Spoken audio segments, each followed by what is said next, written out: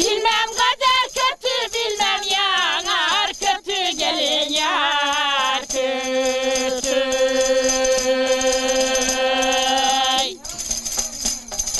Dökme çiçek birbirini kavramış, yaralında dudakları gevremiş vay.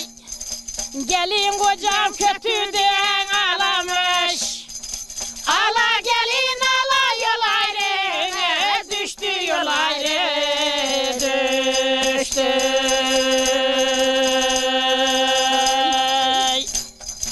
Gelin kocam kötü diyen ağlamış, ala gelin ala yol ayrı, düştü yol ayrı, düştü.